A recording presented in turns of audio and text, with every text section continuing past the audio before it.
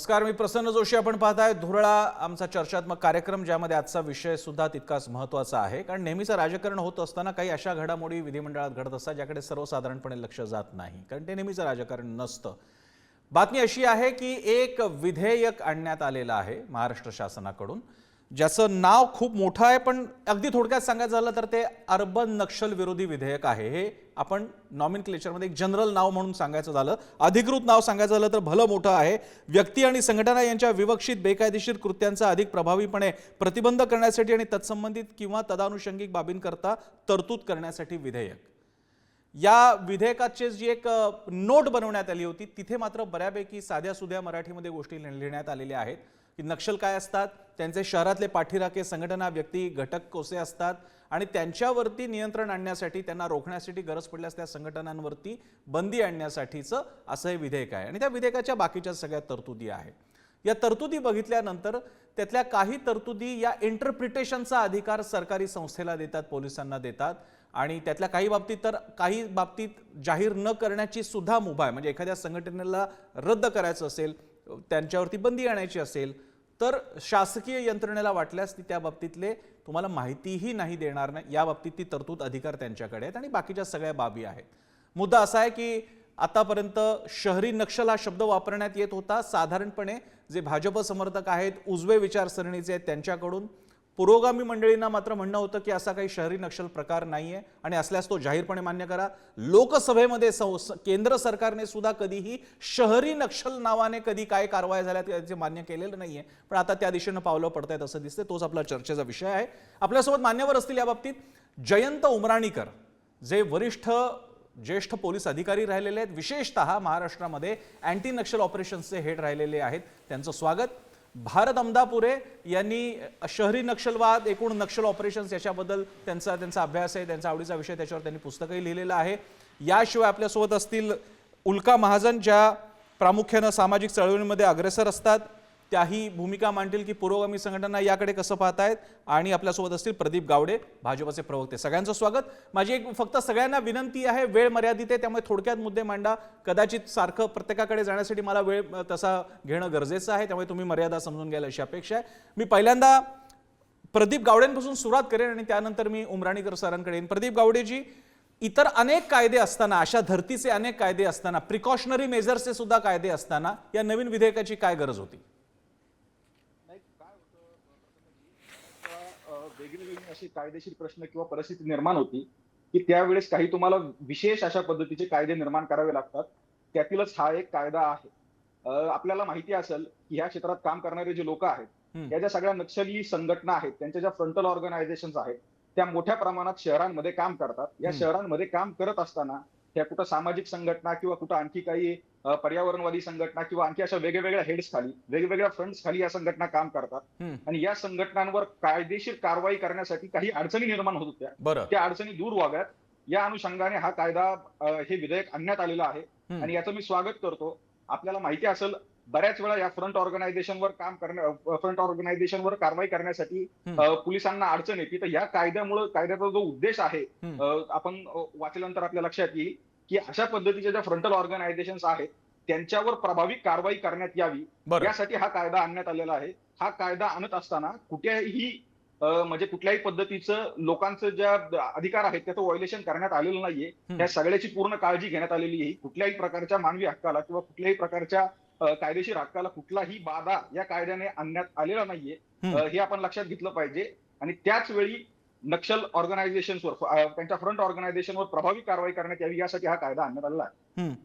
मी तुमच्याकडे पुन्हा येईन, आता मला उमराणीकरांकडे जायचं, पण आपण म्हणालात की अतिशय डेमोक्रॅटिक प्रोसेसने हा कायदा बनवण्यात आलेला आहे, मूलभूत अधिकारांवरती बंदी येणार नाही. मी आपल्याला याच्यातला तिसरा मुद्दा आहे माझ्यासमोर, त्याची म्हणजे सगळी नोटच आहे विधेयकाची. कोणतीही संघटना ही बेकायदेशीर संघटना आहे किंवा तशी झालेली आहे असे शासनाचे मत झाले असेल, त्यास अशी संघटना बेकायदेशीर संघटना असल्याचे शासकीय राजपत्रातील अधिसूचनेद्वारे घोषित करता येईल. उपमुद्दा क्रमांक 2 मधला मुद्दा आहे, परंतु या पोट कलमातील कोणत्याही गोष्टीमुळे जी कोणती वस्तुस्थिती उघड करणे लोकहिताच्या विरुद्ध आहे असे शासनाला वाटल्यास ती वस्तुस्थिती उघड करणे शासनास आवश्यक असणार नाही. त्यामुळे आपण मूलभूत अधिकार वगैरे शब्द वापरत आहेत. मूलभूत अधिकार हा इतका महत्वाचा आहे की तो कोणत्या आणीबाणी सोडता मूलभूत अधिकारावरती बंधनं आणता येऊ शकत नाहीत. तुम्ही मूलभूत अधिकाराबद्दल म्हणत होता, आपण वकील आहात, त्यामुळे मी फक्त आपल्याला आठवण करून दिली. मी उमराणीकरांकडे जातो आणि त्यानंतर मला उल्का महाजन सुद्धा दिसत आहेत. मी उमराणीकरांकडे जातो. उमराणीकर सर, आपण नक्षल ऑपरेशनचे हेड राहिलेला आहात. या नोटमध्ये मी आपल्या सगळ्या मान्यवरांना या नोट्स पाठवलेल्या आहेत. त्यातली जी नोट आहे, एक विधेयक आहे आणि एक नोट आहे, त्यामध्ये अशा नक्षल दलम किंवा संघटनांचे शहरी चेहरे आणि आउटफिट्स हे शहरामध्ये असतात आणि मग बाकीच्या सगळ्या गोष्टी मांडलेल्या आहेत. आपला काय अनुभव आहे?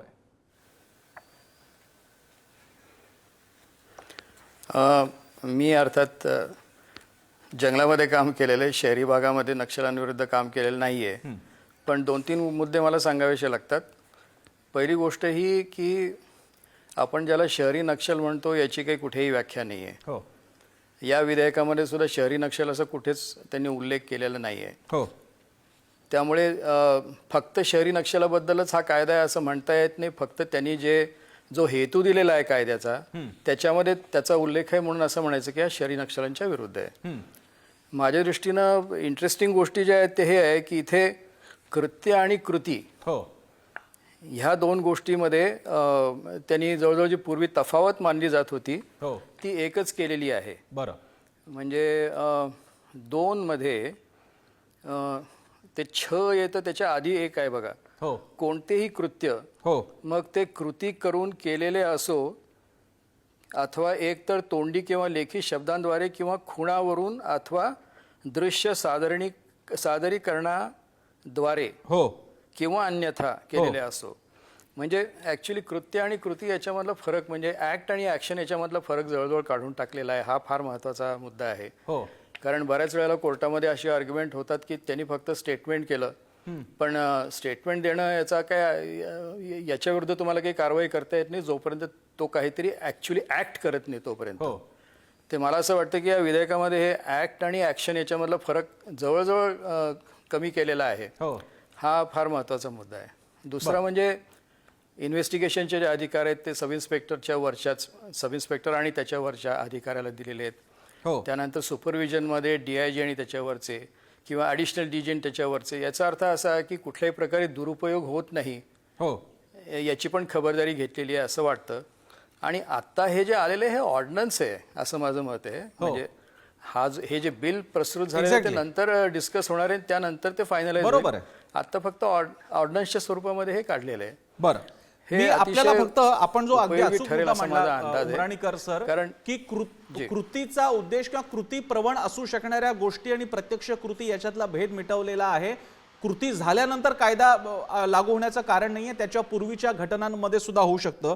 एक अडचण अशी आहे की ज्याच्या बाबतीतले प्रॉब्लेम्स आहेत, अनेक विद्रोही कविता, गाणी, मग ती अगदी भगतसिंगांच्या पासून असो किंवा हम देखेंगे तख्तो ताज पलट देंगे हम देखेंगे असेल, कारण त्याच्यातला तख्तो ताज हा आजच्या लोकशाहीच्या काळामध्ये गव्हर्नमेंट होणार.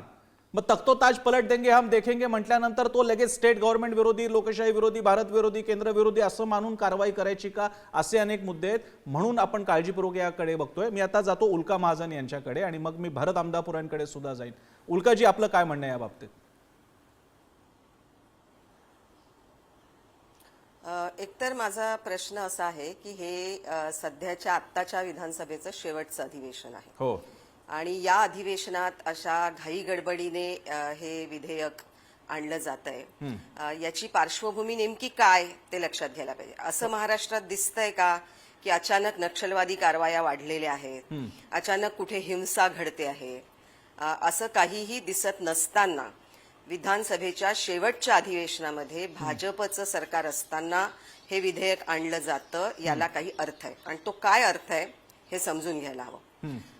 एकतर असं आहे की त्यांना एक इशारा द्यायचा आहे अनेक संस्था संघटनांना, आणि विशेषतः लोकसभेच्या निवडणुकांमध्ये महाराष्ट्रामध्ये अनेक जे सामाजिक संघटनांचं चळवळीचं जाळं आहे त्या सर्वांनी संविधान वाचवण्यासाठी स्पष्ट भूमिका घेऊन या निवडणुकीमध्ये भारतीय जनता पक्षाच्या विरोधी वातावरण निर्माण केलं होतं. त्याच्यामध्ये संविधान वाचवणं आणि लोकशाही वाचवणं हा प्रमुख उद्देश होता. आणि हे स्पष्ट झाल्यानंतर घाईघाईत अशा शेवटच्या अधिवेशनामध्ये असं विधेयक आणलं जातं. या दोन्हीमध्ये संबंध जोडता येईल बरं. इतपत त्याच्यामध्ये म्हणजे आपल्याला जागा दिसते. तर त्याच्यात मला असं सांगावंसं वाटतंय की नक्षलवाद ही एक विचारधारा आहे आणि त्या विचारधारेने चालणारे जे घटक असतील बरं.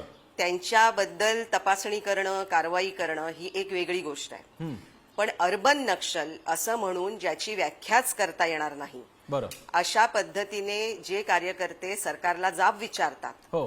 जे आव्हान देतात किंवा संविधान बदललं जातं आहे आणि बरं. म्हणून संविधान वाचवण्यासाठी मैदानात उतरतात बरं. आणि संविधानिकच वाट चालतात, त्यांना इशारा देण्याचं काम हे विधेयक करतंय, हे बरं. लक्षात घ्यायला पाहिजे. आणि त्यामुळे आमच्यासारखे अनेक कार्यकर्ते जे हो. अहिंसात्मकच काम करत आलेत आतापर्यंत, मी स्वतः 34 वर्ष या क्षेत्रात आहे हो. आणि ज्या अहिंसेवरच विश्वास आहे बरं. असे असंख्य कार्यकर्ते इथे आहेत. पण विद्रोह म्हणजे काय? संतांनी सुद्धा तर विद्रोह केलाच होता हो. आणि पंढरपूर ही सुद्धा विद्रोहाची भूमीच मानली जाते. बरं. कोणता विद्रोह हा तुम्ही नक्षलवादी ठरवणार बरं. आणि कोणता विद्रोह हा इथल्या प्रस्थापितांना जाब विचारणारा, बरं. इथल्या राज्यकर्त्यांना, आणि संविधानाने दिला तो अधिकार आहे. कोणताही सामान्य एक्झॅक्टली. नागरिक मी आपण तो हा सरकारला उलका जी जाब आपण तो विचारू प्रश्न शकतो. विचारायचा की प्रयत्न प्रधानमंत्री करतोय. असो की मुख्यमंत्री मला नंतर असो. त्यासाठी मी जे भाजपचे प्रवक्ते त्यांच्याकडे सुद्धा येणार, त्यापूर्वी मी भारत आमदापुरेंकडे जातो. त्यांनी याविषयी एक सविस्तर पुस्तक लिहून घटना, घडामोडी, व्यक्ती, संस्था यांच्याबद्दलचा संपूर्ण आढावा त्यांनी घेतलेला आहे त्यांच्या दृष्टिकोनातला. मी भारत आमदापुरांकडे जातो. भारत, आता हा जो हे नक्षल, आतापर्यंत अर्बन नक्षल ही एक टर्म होती, अजूनही या अख्ख्या विधेयकामध्ये अर्बन नक्षल, शहरी नक्षली असा शब्दप्रयोग कुठेही नाहीये, हे खास नमूद करून सुद्धा. पण असा कायदा येण्याचे तुम्ही काय मायने पाहता? तुमचं आकलन काय? कसं शहरी माओवाद किंवा शहरी नक्षलवाद ही काही लिगल टर्म नाहीये, ते बोली भाषेतला शब्द आहे. तो माओवादच आहे. तो जंगली माओवाद आणि शहरी माओवाद असं वेगळं नाही. बरं. पण त्यांच्या जंगल भागातल्या कारवायांना साधारणतः नक्षलवाद किंवा माओवाद असं म्हणतात आणि बरं. ते शहरी भागातल्या कारवाया लक्षात यावं म्हणून त्याला शहरी माओवाद असं ते संबोधलं जातं. पण ती लिगल टर्म नाहीये. बरं. आता हा जो कायदा आहे, जो काही महाराष्ट्र सेफ्टी ऍक्ट किंवा सिक्युरिटी ऍक्ट जो काही आहे, तसाच कायदा उत्तर प्रदेशमध्ये आहे, तेलंगणामध्ये आहे आणि छत्तीसगडमध्ये पण आहे.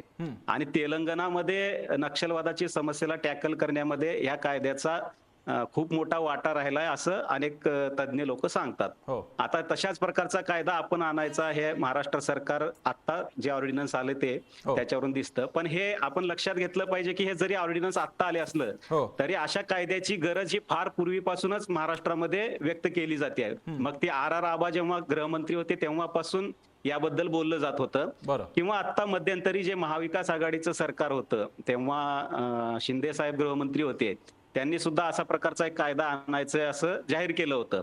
म्हणजे हे इंडिपेंडंट ऑफ पॉलिटिकल पार्टी अशा प्रकारच्या कायद्याची गरज ही महाराष्ट्रात सातत्याने बोलली जात आहे. बरं. आता आपल्याला माहिती आहे फ्री स्पीच किंवा डिसेंट हे कुठल्याही लिबरल डेमोक्रेसीचा आत्मा असतो, ते माहिती आहे. पण हे किती उदात्त विचार असला तरी काळ परिस्थितीनुसार काही कायदे करावे लागतात. आता माओवाद आहे का? शहरी भागात कारवाया आहेत का? तर निश्चितपणे आहेत. जेव्हा पंतप्रधान मनमोहन सिंग यांनी जाहीर केलं की आता माओवाद हाच आपल्या लोकशाहीसमोरील सर्वात मोठा धोका आहे, तेव्हापासून यावर जास्त चर्चा व्हायला लागली. आणि पी चिदंबरम जेव्हा गृहमंत्री होते त्यांनी सर्वोच्च न्यायालयामध्ये एक प्रतिज्ञापत्र दिलं होतं. त्यात देखील त्यांनी असं सांगितलं होतं की जंगल भागामध्ये ज्या हिंसक कारवाया चालतात त्यासाठी पूरक वातावरण करणारे किंवा त्यांना सपोर्ट सिस्टीम उपलब्ध करून देणारा एक मोठा वर्ग शहरी भागामध्ये आहे. आणि किंबहुना तो जास्त धोकादायक आहे ह्याच्या तुलनेमध्ये. म्हणजे जे हातात प्रत्यक्ष बंदूक घेऊन लढतात नक्षलवादी त्यांच्या तुलनेमध्ये हा वर्ग जास्त धोकादायक असं पी चिदंबरम यांनी सुप्रीम कोर्टामध्ये प्रतिज्ञापत्र दिलंय. त्यामुळं हा विषय आत्ताच आलाय का किंवा आत्ता निवडणुकाचं काही असेल का त्याच्या मागं, तर तसे अन्वयार्थ लावता येतील. राजकीय अन्वयार्थ लावताच येतील. कुठलाही निर्णय शासन घेतलं तर त्याच्या मागे काही राजकीय अन्वयार्थ लावतातच लोक. पण अशा प्रकारची गरज ही फार वर्षांपासून महाराष्ट्रामध्ये बोलली जाते. बरं. मला इकडे भारत असेल किंवा माझा हा प्रश्न खरं तर सगळ्यांना, पण मी आता पुन्हा एकदा भाजपचे प्रवक्ते आहेत त्यांच्यापासून सुरुवात करेन. त्याचं मुख्य कारण म्हणजे याच्यातल्या डेफिनिशनचा मुद्दा खूप महत्त्वाचा असणार आहे. मी प्रदीप गावडेंकडे जातो. प्रदीप गावडेजी, या प्रस्तावित कायद्याच्या सगळ्या स्वरूपामध्ये नक्षलांचा, शहरी संघटना, शहरी नक्षल असं नाही, तुलनेनं जी नोट बनवलेली आहे त्यामध्ये मात्र स्पष्टपणे, बऱ्यापैकी स्पष्टपणे लिहिलेलं आहे की हा शहरातले नक्षल शोधण्यासाठीचा कायदा आहे. माझा आपल्याला एक प्रश्न आहे, आपण कायद्याचे स्नातक आहात म्हणून, मी नाहीये, पण एखादी वैचारिक का होईना आयडिओलॉजिकल कम्युनिटी स्पेसिफिक कायदा असा असू शकतो का, असावा का? उदाहरणार्थ हे राज्य शासन पूर्ण बाजूला करण्यात यावं, ह्या देश जो लोकशाही प्रधान आहे तो एका विशिष्ट धर्म प्रधान करण्यात यावा असं मानणारे किमान 2 मोठे गट भारतामध्ये अस्तित्वात आहेत की आम्हाला हे नाही पाहिजे, आम्हाला लोकशाही नाही पाहिजे, आम्हाला इकडे आमचा धर्म विशेष असलेला पाहिजे. याचा स्पष्ट अर्थ ते घटनेला चॅलेंज करतायत. मग अशा वेळी राज्यसंस्थेला धोकादायक ठरतील अशासाठीचा कायदा बनवण्याच्या ऐवजी आयडिओलॉजी स्पेसिफिक कायदा बनवण्यामागचं काय कारण आहे? नाही, मुळात आपली आता ती चर्चाही झालेली आहे. हा कुठलाही आयडिओलॉजिकल स्पेसिफिक अशा पद्धतीचा कायदा नाहीये. कायद्यात कुठेही तशा पद्धतीचे टर्मिनॉलॉजीज वापरलेलं नाहीये. कायद्याची जी बनवण्याची उद्देशिका आहे त्यातील म्हणजे एक जे हे आहे त्यात नक्षलवादाच्या विषयात चर्चा केलेली आहे. त्याच्यामुळे या कायद्याच्या प्रोव्हिजन्स फक्त नक्षल ऍक्टिव्हिटीसाठीच गावडेजी मी तुम्हाला थोडंसं थांबवते, मला माफ करा, मी तुमची क्षमा मागून तुम्हाला थांबवतो. ही जी नोट आहे ना, ही उपमुख्यमंत्री देवेंद्र फडणवीस यांच्याकडे गृह खात्याचा कारभार आहे, त्यांच्या सही साकटची नोट आहे, जी ऑलमोस्ट कायद्याचा जरी भाग नसली तरी उद्देश स्पष्ट करणारी सेमी ऑफिशियल डॉक्युमेंट म्हणता येईल असं. आणि त्याच्या त्या एकूण सगळ्या 4 मुद्द्यांमध्ये नक्षल हाच एकमेव मुद्दा आहे. त्यामुळे आपल्याला माझ्या मते आता इतकं तर आपण भाबडे राहू शकत नाही की हा कायदा प्रामुख्यानं नक्षलांचे सपोर्टर, त्याला अर्बन नक्षल म्हणा किंवा नाही, त्यांच्यासाठीचा कायदा आहे. तो आता हा मुद्दा घेऊन पुढे बोलूया आपण. नाही, निश्चितच आपलं मी तेच म्हणत होतो की बाबा या कायद्याचा उद्देश सांगणारी जी पत्रिका आहे त्याच्यात त्याच्या बाबतीत स्पेसिफिक मेन्शनिंग केलेलं आहे, पण कायद्याच्या प्रोव्हिजन्स मध्ये तसं काही नाहीये. हे पहा की नक्षलवादाच्या विरोधात असा जर काही कायदा येत असेल तर त्यात चुकीचं काय आहे? नक्षलवाद्यांची लढाई कुणाशी आहे, ती काही कुठल्या पक्षाशी आहे की कोणाशी आहे? ही डेमोक्रेटिकली इलेक्टेड जे स्टेट आहे त्या स्टेटशी आहे. मग ते स्टेट कुठलंही असू शकतं, कुठल्याही राजकीय पक्षाचं असू शकतं, भारतीय जनता पार्टीचं असू शकतं, काँग्रेसचं असू शकतं. मगाशी भरत आमदापुरे यांनी बोलताना अगदी योग्य उल्लेख केला. ह्या सगळ्या ज्या संघटना आहेत किंवा फ्रंटल ऑर्गनायझेशन आहेत याच्यावरची जी कारवाई आहे ती 2014 पूर्वी झालेली आहे. म्हणजे 2014 पूर्वी पार्लमेंटमध्ये एका प्रश्नाला उत्तर देताना त्यावेळेसच्या गृहमंत्र्यांनी एक लिस्ट दिली. त्यात फ्रंटल ऑर्गनायझेशन्स होत्या, महाराष्ट्रातले ही अनेक फ्रंटल ऑर्गनायझेशन, कबीर काला मंच वगैरे सारख्या त्यात होत्या. तर ही सुरुवात तिथून झालेली आहे. त्याच्यामुळं आता मगाशी उल्का महाजन किंवा आपण जे बोलत होता आता काहीतरी झालंय किंवा एखाद्या आयडिओलॉजिकल स्पेसिस, हा हे बघा नक्षलवाद ही काही आयडिओलॉजी नाहीये. CPIM communist party of India Maoist ही जी पार्टी आहे ही बँड टेररिस्ट ऑर्गनायझेशन आहे भारतात. जगभरातही अनेक ठिकाणी या संघटना बँड आहेत. या बँड ऑर्गनायझेशनचे जे पर्पजेस आहेत, यांच्या जी ऍक्टिव्हिटी आहे त्यात जे लोक पार्टिसिपेट करतायत किंवा त्या ऑर्गनायझेशनचे ऑब्जेक्ट पूर्ण करण्यासाठी जे लोक शहरात काम करतील, यांच्या फ्रंटल ऑर्गनायझेशन काम करतील, याला टॅकल करण्यासाठी हा मुद्दा आहे. पण ते फ्रंटल कसं ठरवणार गावडेजी फ्रंटल कसं ठरवणार? तुम्ही मगाशी पहिल्या प्रश्नाच्या उत्तरामध्ये आपण कार्यक्रम सुरू केला, तुम्ही बोलता बोलता बोलून गेला काही पर्यावरण संघटना. कोणत्या पर्यावरण संघटना या CPI माओवादीचा अजेंडा पुढे रेटतायत? आणि अशा संघटना या इतक्या सर्व शक्तिमान केंद्र आणि महाराष्ट्र शासन असताना त्यांच्या नाकाखाली काम करतायत. महाराष्ट्रामध्ये अशा संघटना आहेत, व्यक्ती आहेत अशा? प्रसन्नजी, या कायद्याचं महत्वच हे आहे की या कायद्याने एक सल्लागार मंडळ तयार केलेलं आहे. याच्यात रिटायर्ड जस्टिस असणार आहेत, 3 जणांचं हे मंडळ असणार आहे. या मंडळासमोर त्या जी काही समजा XYZ संघटना असेल तिच्यावर कारवाई करायची असेल तर त्याचं मटेरियल त्या सल्लागार मंडळासमोर मांडलं जाईल, तिथं ते इव्हॅल्युएट होईल. त्याच्यामुळं फ्रंटल ऑर्गनायझेशन, समजा प्रदीप गावडेंनी कुठली तरी एखादी फ्रंटल ऑर्गनायझेशन आहे त्याच्यावर कारवाई होईल असं नाहीये. तपास यंत्रणांकडे एखाद्या संघटनेबाबतीत जे काही मटेरियल असेल त्या मटेरियलच्या बेसिसवर काही कारवाई करायची असेल तर त्यासाठी हा कायदा आहे. म्हणजे कुणीतरी आमचे राजकीय विरोधक आहे म्हणून मी गावडेजी त्याच्याकडे मुद्दा सुद्धा येतो, मी मटेरियल या विषयाकडे सुद्धा येतो, कारण आम्ही भीमा कोरेगावचा सुद्धा सगळा प्रकार वाचण्याचा जास्त प्रयत्न केला. मी भरत आमदेपुरे यांचं सुद्धा पुस्तक वाचलेलं आहे. भगतसिंगचं पुस्तक तुम्हाला नक्षल्याच्याही दप्तरात सापडू शकतं, CPI माओइस्टच्या कडे सुद्धा सापडू शकतं. आणि तुम्ही इतर कोणा पुरोगामी चळवळीच्या लोकांकडे गेलात इतकंच काय, म्हणजे भरत आमदापूर यांच्या घरामध्ये आय एम शुअर त्यांच्याकडे पेरियारांचं, आंबेडकरांचं तर असणारच त्यांच्याकडे, पण आमदापूरांकडे सुद्धा सगळ्या नक्षल समर्थकांचं वातावरण काय असतं ती दाखवा येणारी अनेक पुस्तकं सापडतील. मग आता काय त्यांना आपण लगेच अँटी नक्षल ठरवायचं का? एनिवे मी येतो, मी तुमच्याकडे पुन्हा एकदा येतो. मी उमराणीकरांकडे आणि त्यानंतर पुन्हा एकदा उल्का महाजनांकडे मी जाईन. उमराणीकरजी, मी तुमच्याकडे फक्त प्रशासकीय प्रश्न घेऊन येणार आहेत, बाकीचे सगळे प्रश्न मी इतरांसाठी ठेवलेले आहेत. तुमच्या या कारकिर्दी दरम्यान जेव्हा आपण अँटी नक्षल ऑपरेशन्स हँडल करत होता, अशा कनेक्टिव्हिटीचे काही तुम्हाला धागेदोरे सापडले का, की जरी ऑपरेशन्स ग्रामीण या जंगलाच्या भागात दंडकारण्याचा पार्ट आहे सगळा तिकडे काही होत असलं तरी सुद्धा त्याचे काही धागे, रसद पुरवठा, इंटेलेक्च्युअल असेल, पैशाचा असेल, रिसोर्सेसचा असेल, किंवा त्यांना लिपापोती करणं, त्यांच्या कामाला अरे नक्षल्यांना मारलं, अरे कुठे या गरीब आदिवासींना मारलं, इथं आदिवासी होते नक्षल नव्हते, असं काही तुम्हाला जाणवलं का?